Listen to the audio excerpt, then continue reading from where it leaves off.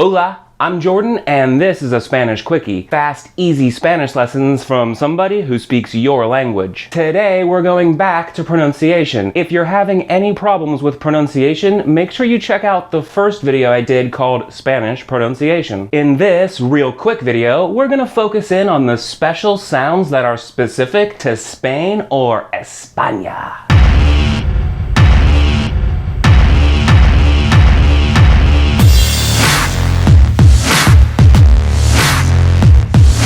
If you've ever been to Spain or spoken to somebody from Spain, you've probably noticed right away they speak with a lisp. No, seriously, the correct way to speak Spanish in Spain is basically with a lisp. In Spain, lots of letters make the th sound, like with a th. First, there's the C. In Spanish, C can make a k sound like in Rico, but it can also make a C sound like in vecino. But in Spain, in that second case, in vecino, the C makes a f sound, so it would be vecino. Rico means rich for the record, and vecino or vecino is neighbor. Same thing goes for the Z. In Latin America, the Z makes the s sound like an S, but in Spain, just like the C, it makes the f sound. So, zapato in Mexico would be zapato in Spain. Okay, I can accept that, but what hit me as really crazy is the D also follows this pattern sometimes. It's a little softer, but depending on the person, not really. So, la mitad in Mexico would be la mitad in Spain. Zapato or zapato means shoe, and la mitad or la mitad means half. I remember when I first started learning Spanish in Holland, living with a bunch of Spanish people, I was having a hard time doing their accent. So I really had to focus and remember it every time. It hadn't become involuntary yet. One day, during that period when I was struggling, I went up to my buddy Ramon and said something that started with this word. So I went up to him and said, necesito. I messed up. The S is always supposed to sound like an S, so he jokingly asked, oh, necesitas? Now, unless you're learning Spanish specifically to use in Spain, I would suggest just going with the normal Latin American sounds. It's much more common and quite frankly much easier. Not that the Spanish way is hard, it's just like in necesito, it's harder because you have to make one sound then switch to make the other. Whereas in Mexico, it would be necesito. Much easier, I think. That's it. Don't forget, there's also a difference between Spain and Latin America when it comes to personal pronouns. If that's news to you, then you need to watch the video called Personal Pronouns. For everybody else, no homework today. I just wanted you to be aware of this situation. As I point out movies and music in the future, lots of them will feature these sounds from Spain, because quite frankly, I love Spain. If you like this video, why don't you hit the like button or the little thumbs up, and if you haven't subscribed to the Gringo Español newsletter, be sure to do that now. You can't rely on Facebook to tell you of my new videos. Sign up and you'll get an email once or twice a week with links to any new videos and extras I posted. The link is below this video, or go directly to gringoespanol.com. Adios. That means goodbye. Adios.